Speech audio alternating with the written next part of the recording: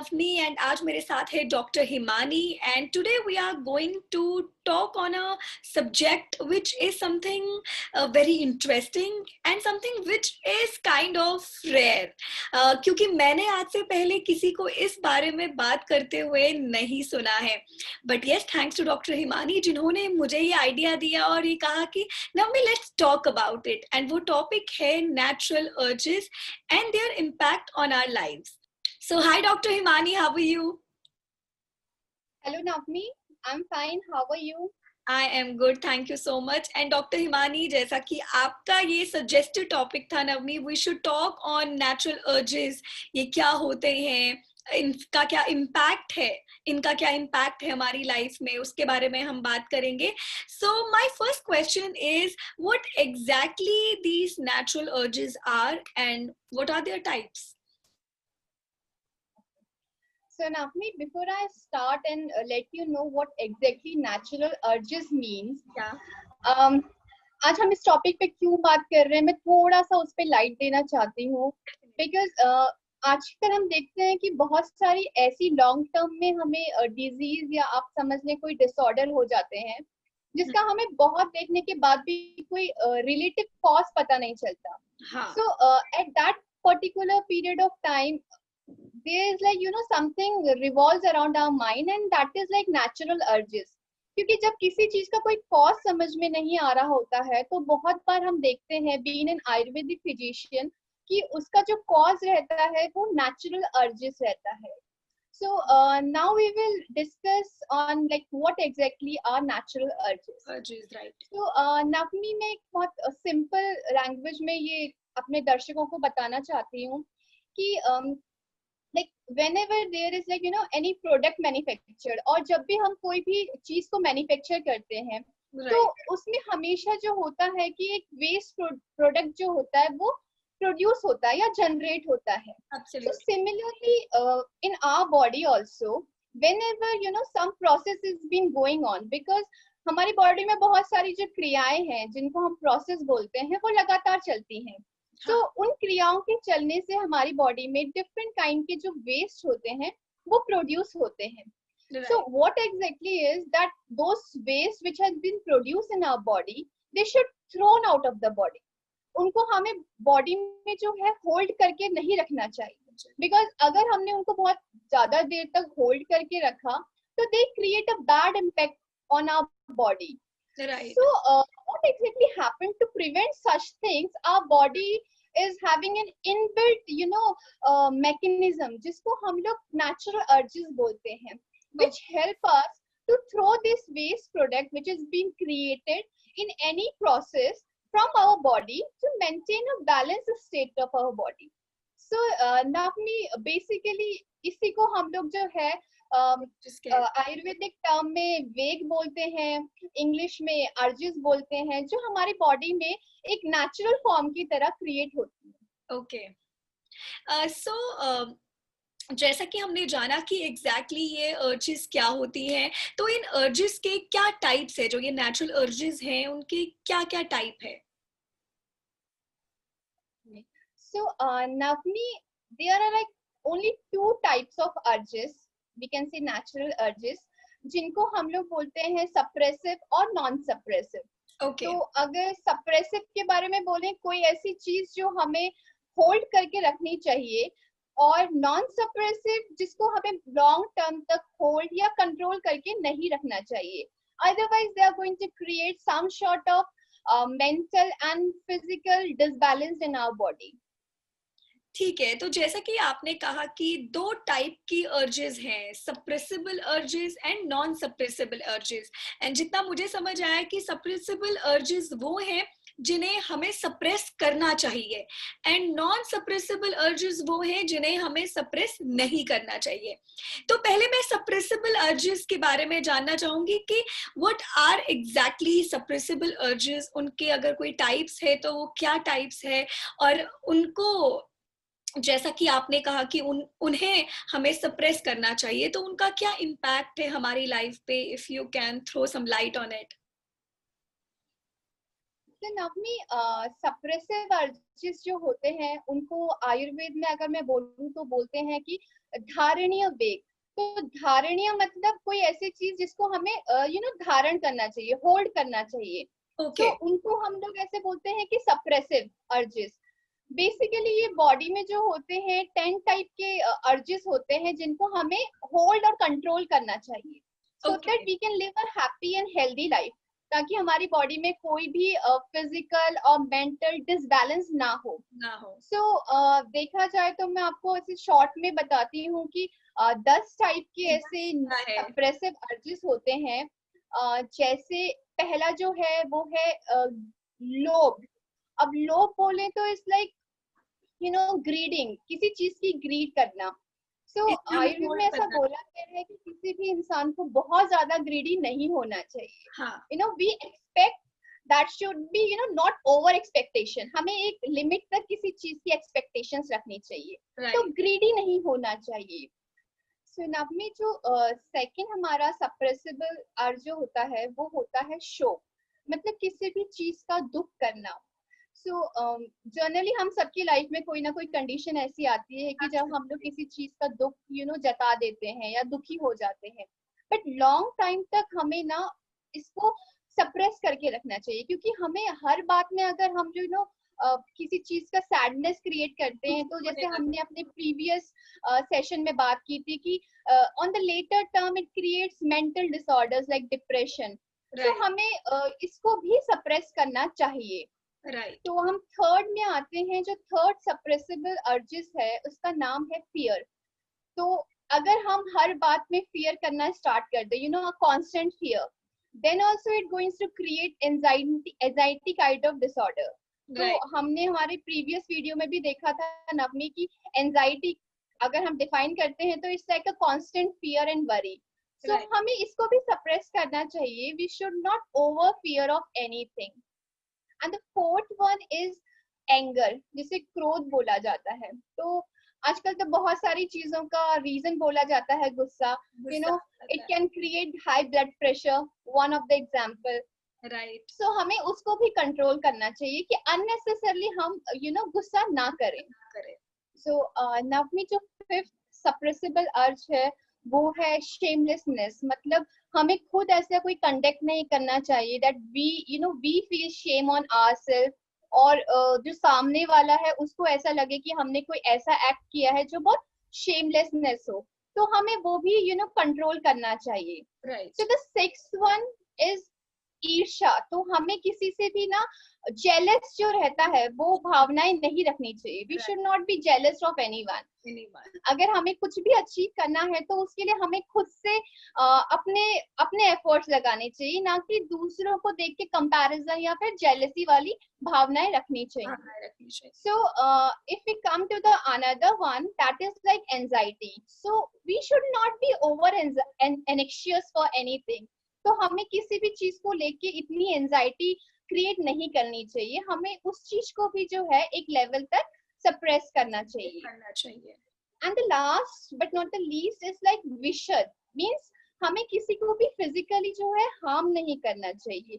सो हमारी इंटेंशन जो होनी चाहिए it should be very clear, हमें कभी किसी के लिए गलत या नेगेटिव इंटेंशंस नहीं रखनी चाहिए। our mind should be very clear in these aspects. So these are like the 10 suppressible urges which is been explained in Ayurveda, Navmi.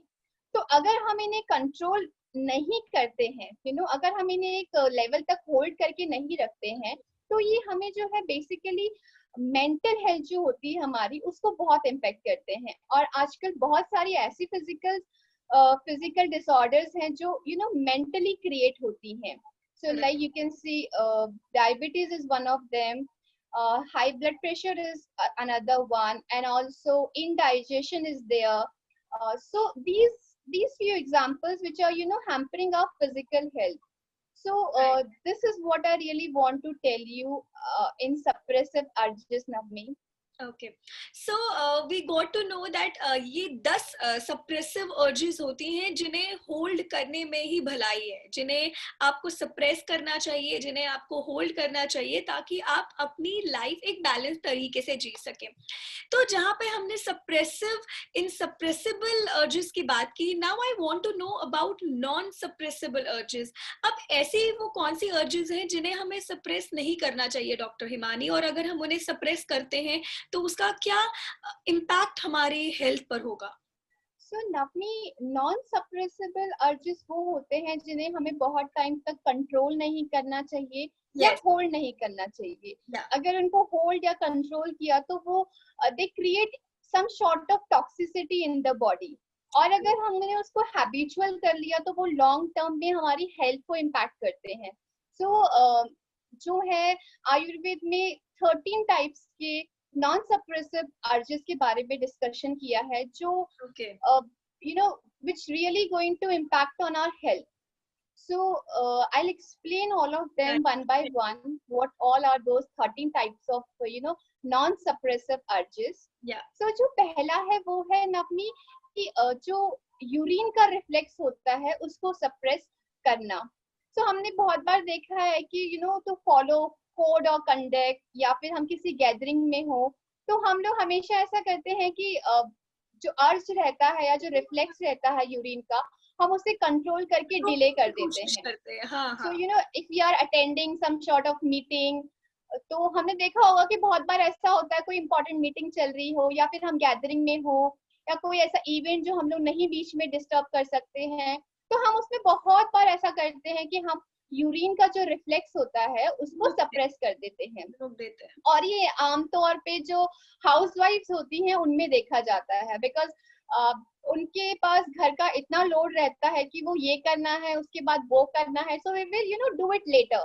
सो ये डू इट लेटर वाला कॉन्सेप्ट की वजह से बहुत सारे ऐसे इम्पैक्ट हैं जो हेल्थ में देखने को मिलते हैं नवमी।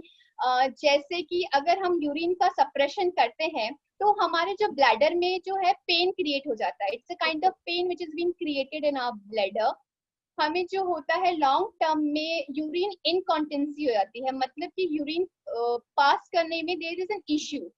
सो जितने भी यूरिनरी ट्रैक्ट इन्फेक्शन है वो क्रिएट हो सकते हैं अगर हम सप्रेस करते हैं यूरिन को, और लॉन्ग रन में it can lead to kidney stone kind of disease in our body. So, Navni, the second urge which I want to discuss here is the suppression of stool.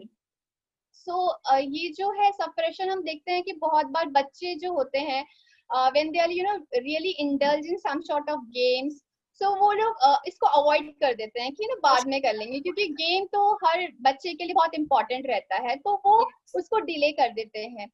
और जब हम इस अर्ज को suppress करते हैं या कंट्रोल करते हैं तो बहुत सारे हेल्थ पे इम्पैक्ट पड़ते हैं। जैसे वी हैव लाइक हेडेक हो जाता है हमें, हमारा जो कोलोन होता है उसमें पेन क्रिएट हो जाता है, एंड हमारी जो काफ मसल्स होती हैं उनमें क्रैम्प आना शुरू हो जाता है। हमें देखा होगा कि बहुत बार बच्चों में पाया जाता है कि क्रैम्प आ जाते हैं उनके काफ मसल्स में, and in long run this can lead to severe constipation.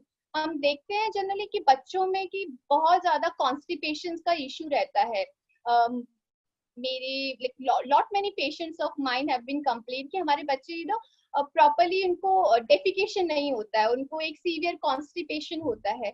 तो उस जगह पे रीजन यही रहता है कि वो लोग जो है स्टूल के अर्ज को सप्रेस करते हैं।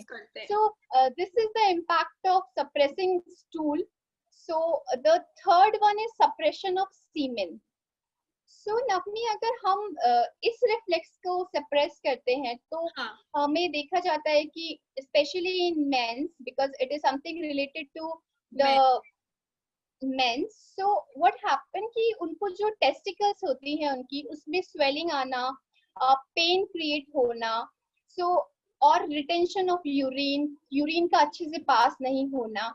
तो ये जो सिम्टम्स है वो बेसिकली देखे जाते हैं उन लोगों पे जो सीमेन को सप्रेस करते हैं। अगर उसको बाहर आना है, it's like a natural urge which should be come from the body, so हम लोगों को उसे सप्रेस नहीं करना चाहिए, उसको हमें थ्रो आउट करना चाहिए बॉडी से। So the fourth one is the suppression of burp. So हमें जब नॉर्मली बर्प आता है तो बर्प के रिफ्लेक्स को अगर हम सप्रेस करते हैं तो what are the consequences which we feel in our body. So होता क्या है कि हमें जो बेसिक उसमें दिखता है वो ये दिखता है कि लॉस ऑफ एपेटाइट. बहुत से लोगों को ऐसा देखा गया है कि कंडक्ट को फॉलो करने में कि it's like a common conduct we should follow, कि बहुत सारे अगर गैदरिंग है सब लोग बैठे हैं तो हमें डकार नहीं लेनी चाहिए. ये कॉन्सेप्ट तो हमें बचपन से ही सिखाई दिए जाते हैं, तो हम सब उसको फॉलो करते हैं. तो होता क्या है कि उसकी वजह से जो एपेटाइट है, भूख ना लगना, इच्छा ही नहीं होती है कि हम लोग खाना खाएं. तो ये जो वो क्रिएट हो जाता है और जब उससे हमें ब्लोटिंग जो होता है, मतलब स्टमक जो है भारीपन स्टमक में महसूस होना, जिसकी वजह से इंडाइजेशन हो जाता है और हमें बहुत बार जो है हार्ट की तरफ को कंजेशन फील होता है. So this is something which occur when we suppress the urge of burp. So the next one is the suppression of coughing reflex.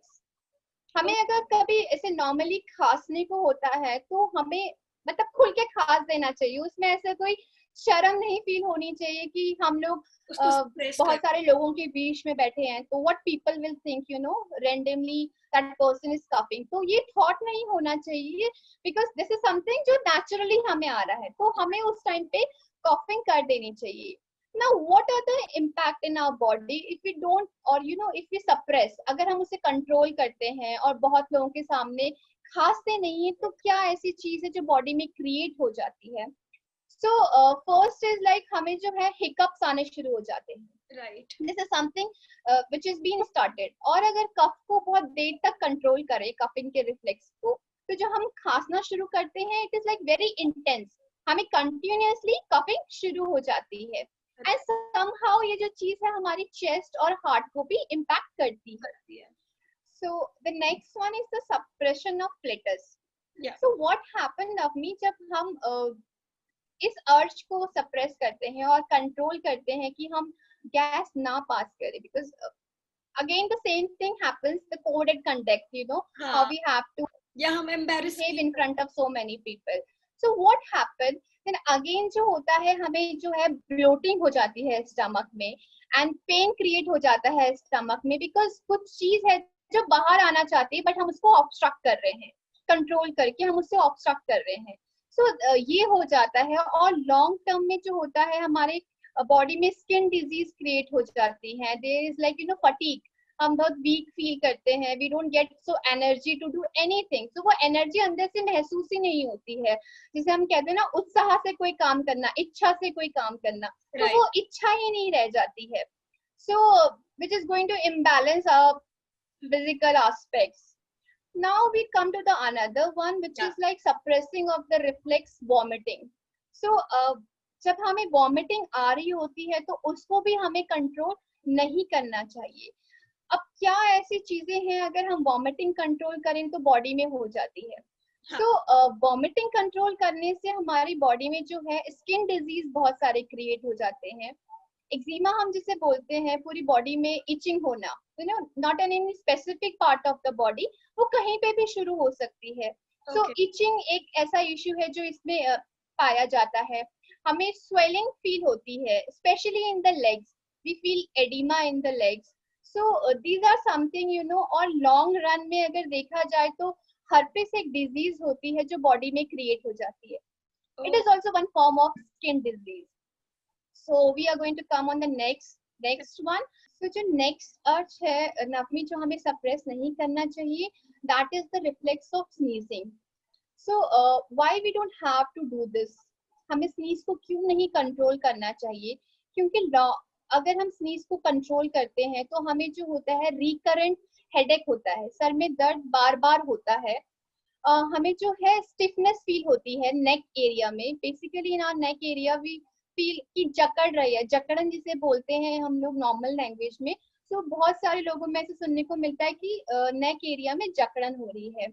So long run में अगर हम स्नीजिंग को कंट्रोल करते हैं या हैबिचुअल बन जाते हैं तो फेशियल पैरालिसिस जैसी डिजीज क्रिएट हो सकती है.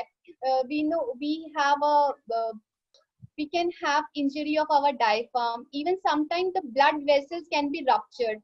So these are very severe things which can be taken place if in a long run we control or suppress sneeze urge.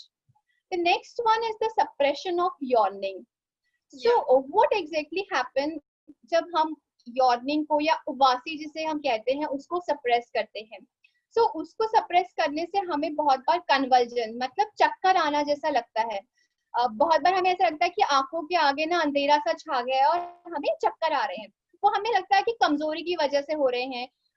ऐसा तो नहीं है कि हमें मतलब जो हमारा हमें एनीमिक हो चुके हैं, हमारा जो ब्लड लेवल है वो थोड़ा कम हो चुका है, हम ऐसा उसको इंटरप्रिएट कर देते हैं.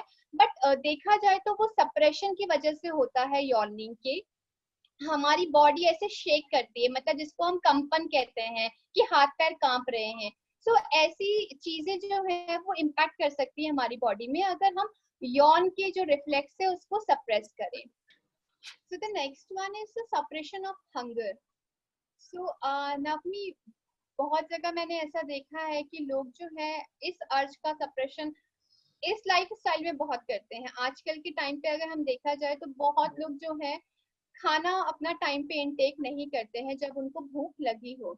हम लोग हमेशा डिले कर देते हैं कि नहीं अभी नहीं, थोड़ा देर में खा लेंगे क्योंकि ये काम है और थोड़ा वो काम है. सो बहुत सारे मेरे ऐसे पेशेंट्स हैं जो ये बार बार बोलते हैं कि हाँ हम लोग ना टाइम पे खाना नहीं खा पाते हैं. तो मेरा क्वेश्चन उनसे यही रहता है कि भाई अर्न किस लिए कर रहे हो? तो वो कहते हैं खाने के लिए, और खाना ही टाइम पे नहीं खा पा रहे हो. So it's like very complicated thing. But हमें जो है खाने की भी जो अर्ज है उसको सप्रेस नहीं करना चाहिए ना अपनी, बिकॉज उससे भी ना बहुत सारे ऐसे इश्यूज हैं जो क्रिएट हो जाते हैं. जैसे कि हमें बहुत वीकनेस हो जाती है, बिकॉज अगर जब भूख लगी है तब खाना ना मिले तो ऑब्वियसली जो मैकेनिज्म अंदर चल रहा है वो कहीं ना कहीं पे ऑब्स्ट्रक्ट हो जाता है. इसलिए हमें बहुत ही कमजोरी फील होती है. हम धीरे धीरे करके जो है वेट लॉस करना शुरू हो जाता है. मतलब अगर हम प्रॉपर टाइम पे खाना इनटेक नहीं करते हैं तो वजन घटने की भी जो शिकायत है बहुत जगह पे पाई जाती है.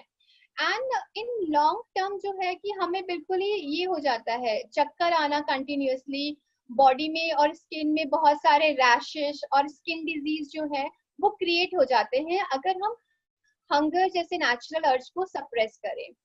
Now if we come to the another one is something very interesting like suppression of tears. तो जब हमें कभी रोने का मन हो तो रो देना चाहिए.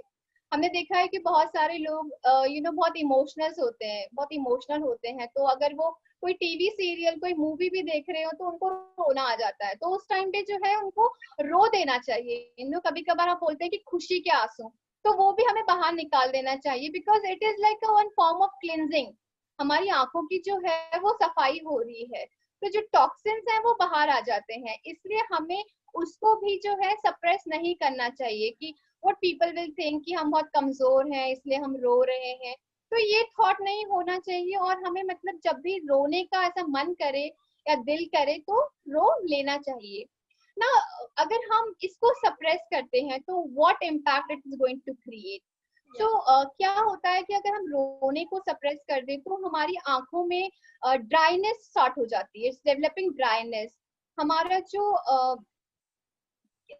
हार्ट के बहुत सारे डिजीज ऐसे हैं जो फॉर्म होने लग जाते हैं. एंड इन लॉन्ग रन जो बहुत सारे मेंटल वरीज और इश्यूज होते हैं वो बॉडी में क्रिएट हो जाते हैं. तो इसलिए जो हमें टीयर्स का जो नेचुरल अर्ज है वो सप्रेस नहीं करना चाहिए. So the next one is like suppression of the urge thirst. तो हमें जब प्यास लगे नॉर्मली तो हमें पानी पीना चाहिए. आजकल की लाइफ स्टाइल में लोग इस बात को बहुत लाइटली लेते हैं. एंड जब उनको मतलब मैंने नहीं सुना कि आपको ऐसा बोलता है कि बहुत प्यास लग रही है, बिकॉज वो भूल चुके हैं कि बॉडी को पानी की भी जरूरत होती है. हमारा आधा शरीर जो है वो मैक्सिमम वाटर से ही फॉर्म हुआ है. तो रिक्वायरमेंट जो है शरीर में पानी की बहुत रहती है, लेकिन हम उस चीज को नजरअंदाज कर देते हैं और पानी बहुत ही कम इंटेक करते हैं. तो हमें जब प्यास लगे तो हमें पानी पीना चाहिए. उसमें भी हमें एक कंसर्न रहना चाहिए कि हमें पानी का कितना कंजप्शन होना चाहिए. So that urge is also not to be suppressed. अगर हम उसको भी सप्रेस करते हैं तो हमें बहुत सारे ऐसे कार्डियक जो पेन होते हैं, जो हमारे हार्ट से एसोसिएटेड पेन होते हैं, लॉन्ग रन में हमें वो देखने को मिलते हैं। हमें हमारा जो मुंह और गला होता है वो सूख जाता है बार बार, because it's the kind of dryness which is been created in the throat area. तो बहुत बार ऐसा हमें महसूस होता है कि हमारा गला सूख रहा है। तो और लॉन्ग टर्म में नव में ये देखने को भी मिला है कि डेफनेस जो होती है, कम सुनना, ये जो बीमारी होती है, ये भी जो है नेचुरल अर्ज जो रहता है थर्स्ट का, अगर हम उसको सप्रेस करते हैं तो ये भी बहुत लोगों में देखने को मिला है कि उनको सुनने की जो शक्ति होती है वो धीरे धीरे करके कम हो जाती है। So now we are going to discuss about the last urge which should not be suppressed by our body, that is like the urge of sleep. सो नींद एक बहुत ही ऐसी टॉपिक है और अर्ज में उसको बहुत ज्यादा इम्पोर्टेंट दिया गया है कि हमें कभी भी अगर नींद का अर्ज आए, उसका हमें नेचुरल अर्ज आए, तो हमें उसे सप्रेस नहीं करना चाहिए, क्योंकि उससे भी बहुत सारे जो है बॉडी में डिजीज और it can be disturb our health. So how it's going to impact our health is like, हमें जितने भी ब्रेन रिलेटेड डिसऑर्डर्स होते हैं या डिजीज होती हैं वो बॉडी में क्रिएट हो जाती हैं अगर हम टाइम पे और प्रॉपर तरीके से ना सोए। हमें आपने देखा होगा कि अगर हमारी नींद पूरी नहीं होती तो हमें जो नेक्स्ट डे होता है बहुत हैवी लगता है, पूरी बॉडी में ऐसा लगता है कि नहीं भाई, हमें बिल्कुल भी एनर्जेटिक फील नहीं कर रहे हैं। इट्स लाइक वेरी लेथार्जिक, जिसे हम बोलते हैं कि बहुत हैवीनेस आ गई है बॉडी में, मन कर रहा है कि आराम से सो जाओ। तो इतना इम्पोर्टेंस होता है नींद का कि अगर वो एक दिन भी प्रॉपर से नहीं हुई तो हमें बहुत सारे इम्पैक्ट्स देखने को मिलते हैं। कभी कभार ये भी पूछ लेते हैं लोग कि सोने का टाइम हो कितना होना चाहिए, तो इट डिपेंड्स कि नेक्स्ट डे किस इंसान को कितने घंटे सो के रिफ्रेश फील हो रहा है। सो हर किसी को अपने अकॉर्डिंग जो रहता है सोने का एक पर्टिकुलर टाइम रहता है। हमें जो है रिफ्रेश फील करता है डिफरेंट डिफरेंट टाइम में। शायद मेरे लिए 5 घंटे की नींद भी बहुत काफी है, मैं अगले दिन बहुत रिफ्रेश फील करूं और एनर्जेटिक फील करूं। सामने वाले इंसान को शायद उसमें 7 घंटे या 8 घंटे लगे। तो it's like really depend from person to person. लेकिन जो हमारा मेन फोकस है यहाँ पे वो ये है कि हमें कभी भी स्लीप का जो अर्ज है उसको सप्रेस नहीं करना चाहिए। हमें प्रॉपर टाइम पे सो जाना चाहिए, लेट नाइट अवेकनिंग नहीं करनी चाहिए। This is the thing which I really want to explain. So Navni, these all are the 13 kind of natural urges which should not be suppressed by anyone. तो हमें इनको नहीं सप्रेस करना चाहिए। ये थॉट बिल्कुल भी दिमाग में नहीं रखना चाहिए कि हम समाज में है, सोसाइटी में है, तो कैसा कोड और कंडक्ट हमें फॉलो करना चाहिए बिहेवियर वाइज। सो इन चीजों को आप जो है कभी भी कंट्रोल या होल्ड और सप्रेस ना करें, क्योंकि इससे बहुत सारी ऐसी चीजें हैं जो हमारे हेल्थ को इम्पैक्ट करती है। So wow, these were a lot of things that we really need to take care of. So जो भी नॉन सप्रेसिबल अर्जेस होती हैं जिन्हें हमें सप्रेस नहीं करना चाहिए, जैसे कि आपने कहा these are 13 urges जिन्हें आप नहीं सप्रेस कर सकते हैं, तो इनसे जो जो प्रॉब्लम्स होती है, do you have any home tips for them? So, Navni, the beautiful thing which is being explained or which Ayurveda strongly believe is the first thing to treat in all kind of diseases, निदान परिमर्जन। So, अगर मैं निदान परिमर्जन को थोड़ा सा explain करूंगी तो वो यही रहता है कि हमें रूट कॉज में काम करना चाहिए कि वो चीज शुरू किस लिए हुई है। हम बहुत बार ऐसे सिम्टम्स पे काम करते हैं कि बुखार आया है तो बुखार को सप्रेस करना है, लेकिन हम ये भूल जाते हैं कि वो बुखार किस चीज की वजह से आया है। तो आयुर्वेद हमेशा ये बोलता है कि चीज जिस वजह से शुरू हुई है हमें हमेशा उस वजह पे काम करना चाहिए। वजह पे काम करना चाहिए। नेचुरल अर्जेस को सप्रेस करने से और जो भी इम्पैक्ट बॉडी में क्रिएट होते हैं वो इसीलिए होते हैं क्योंकि हम किसी नेचुरल रिस्पॉन्स को जो है सप्रेस कर रहे हैं या कंट्रोल कर रहे हैं, तो हमें वो करना ही नहीं चाहिए। This is the only tip कि हमें जो चीजों को फॉलो करने को कहा है हमें वही फॉलो करना चाहिए। If they should not be suppressed, so we have to try that we should not suppress them. हमें उनको होल्ड ही नहीं करना चाहिए, क्योंकि अगर हम उसे होल्ड करेंगे तो डेफिनेटली वो हमारी हेल्थ को इम्पैक्ट करेगा, आइदर आवर फिजिकल और आवर मेंटल हेल्थ। वो स्ट्रांगली उसको इम्पैक्ट करेगा. तो the only tip for everyone is to, हमें जब भी ये अर्जेस आए which is a natural thing, you know, जो हमारी बॉडी में इनबिल्ट है, हमें कभी भी उन्हें किसी भी कंडीशन में और लॉन्ग रन में तो सप्रेस करना ही नहीं चाहिए. So that's what I want to suggest everyone, Navneet. So thank you so much, Dr. Himani. It was a really, I must say, informative and useful conversation with you, Dr. Himani. क्योंकि we go through our lives every day and हम ये realize भी नहीं करते हैं कि हमारी जो बॉडी है वो इन अर्जेस को लेके कैसे रिएक्ट कर रही है. एंड आज finally we got to know कि हमें इन अर्जेस को बिल्कुल भी जो है सप्रेस नहीं करना चाहिए. Thank you so much for your time, doctor Himani. And आज तो हमने बात की नेचुरल अर्जेस के बारे में एंड उनका क्या इम्पैक्ट है हमारी हेल्थ पे. नेक्स्ट वीक यानी कि नेक्स्ट संडे मैं एक और हेल्थ टॉपिक पे बात करूंगी एक और हेल्थ एक्सपर्ट के साथ. तब तक के लिए bye bye and take care.